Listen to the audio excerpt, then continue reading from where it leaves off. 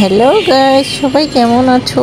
আশা করি সবাই ভালো আছো। আমি তোমাদের কিচেন স্টোরিও বাংলা আজকের রেসিপি অন্যরকম নিয়ে এসেছি। তোমরা কি কখনো কাঁঠালের বিচি হাতে ভর্তা বানিয়ে খেয়েছো?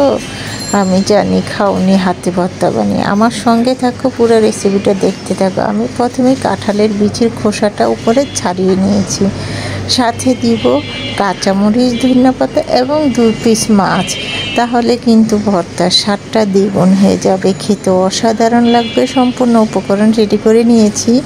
একটা হাঁড়ি নিয়ে নিলাম, নিয়ে এখন কাঁঠালের বিচিটা দিয়ে দিলাম, দিয়ে কিন্তু 2 কাপ পানি দিয়ে দিলাম। 2 কাপ পানিটা দিয়ে আমি চুলায় ঢেকে দমে সিদ্ধ করার জন্য বসিয়ে দিব। সিদ্ধ করার জন্য দমে বসিয়ে দিয়েছি। সিদ্ধটা হয়ে গিয়েছে, খুব তাড়াতাড়ি কাঁঠালের বিচিটা সিদ্ধ হয়ে যায়। একটা চামচের সাহায্যে একটু নেড়েচেড়ে এখন পানিটা ছড়িয়ে নেব। পানিটা ঝরিয়ে নিয়েছি, ঠান্ডা হওয়ার জন্য এক সাইডে রেখে দিয়েছি। এখানে পাইপেন বসিয়ে দিয়ে সাদা তেল দিয়ে দিলাম, দিয়ে দিব 1 চিমটি লবণ, আর দিয়ে দিব 1 চিমটি হলুদের গুঁড়া। নুন হলুদটা দিয়ে নিয়েছি মাছ ভাজার জন্য। এখন একে একে মাছগুলি দিয়ে দিলাম তেলের মধ্যে। মাছ ভাজাটা এভাবে ভেজে নিলে আমার কাছে খুব সহজ মনে হয়। আর আমি ওখানে কিন্তু কাঁঠালের বিচির খোসাগুলি হাত দিয়ে তুলে নিয়েছি। এই সাইডে মাছটাও ভাজা হয়ে গিয়েছে, মাছ ভাজাটা তুলে নেব। এই কড়াইয়ের মধ্যে কাঁচামরিচটাকে ভেজে নেব, সেই জন্য আমি মাছ ভাজাটা তুলে এক সাইডে রেখে দিলাম। এখন কাঁচা আর পাকা মরিচটা দিয়ে দিলাম। কাঁচা মরিচটাকে নেড়ে চেড়ে কিছুক্ষণ ভেজে নেব, তাহলে কিন্তু কাঁচা মরিচের কালারটা খুব সুন্দর আসবে। তেলের মধ্যে ভেজে নিলে একটুকু কালারটা নষ্ট হবে না। খুব ভালো করে নেড়ে চেড়ে কাঁচা মরিচটা কিন্তু ভেজে নিয়েছি। কাঁচা মরিচটা ভাজা হয়ে গিয়েছে, এখন কাঁচা মরিচটাকে তুলে নিব। ভেজে রাখা কাঁচা মরিচটা তুলে নিলাম একটা পাত্রের মধ্যে। এই কড়াইয়ের মধ্যে কিন্তু কাঁঠালের বিচিটাকে ভেজে নেব, তাহলে কিন্তু অন্যরকম একটা ফ্লেভার আসবে। কাঁঠালের বিচিটা দিয়ে একটু নেড়ে চেড়ে ভেজে নিচ্ছি। খুব সুন্দর করে কাঁঠালের বিচিটা ভেজে নিয়েছি। এখন কিন্তু কাঁঠালের বিচিটা তুলে নেব। ভেজে রাখা কাঁঠালের বিচিটা তুলে নিলাম। ভাজাভাজির কাজটা আমার সম্পূর্ণ শেষ। খুব সুন্দর উপকরণগুলি একসঙ্গে রেডি করে নিয়েছি।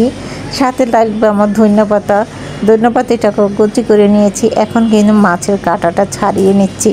মাছের কাঁটাটা কিন্তু ছাড়িয়ে নিতে অবশ্যই হবে, কারণ কাঁটা দিয়ে তো আর ভর্তাটা বানানো যাবে না, দরের সমস্যা হবে। খুব ভালো করে এভাবে করে কাঁটাটা আমি ছড়িয়ে নিয়েছি। কাঁটাটা আলাদা করে এখন সামান্য 1 চিমটি পরিমাণে, মানে 1/4 চামচে 1/2 চামচ লবণ দিয়ে মরিচটা হাতে মাখিয়ে নিচ্ছি। বললাম না কাঁঠালের বিচিটা হাতে ভর্তা করব। সম্পূর্ণ কাঁঠালের বিচিটা হাতে ভালো করে চটকে মেখে নিব। এভাবে কিন্তু কাঁঠালের বিচিটা ভর্তা খেতে কিন্তু অসাধারণ লাগে। আমি কিন্তু খুব ভালো করে হাতে মাখিয়ে নিয়েছি কাঁঠালের বিচিটা। এখন একে একে সম্পূর্ণ উপকরণটা কাঁঠালের বিচির সাথে মিশিয়ে নেব। কাঁচা পেঁয়াজ নিয়েছি, আর নিয়েছি ধনেপাতা। আরও 1/4 চামচে 1/2 চামচ লবণ দিয়ে দিয়েছি।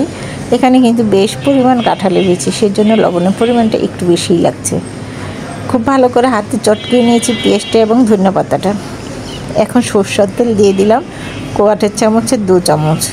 সম্পূর্ণ উপকরণগুলি কিন্তু ভালো করে মিশিয়ে নিয়েছি। কাঁঠালের বিচিটাকেও ভালো করে হাতে মাখিয়ে নিচ্ছি। মাখামাখি কাজ পড়াই শেষ।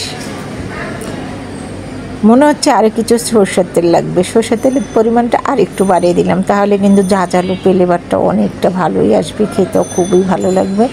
একদম ভর্তার পরিমাণটা খুব ভালো করে রেডি করে নিয়েছি। এখন হাতে কিন্তু আমি একটা একদম ভর্তার শেপগুলি গোল গোল করে বানিয়ে নিব।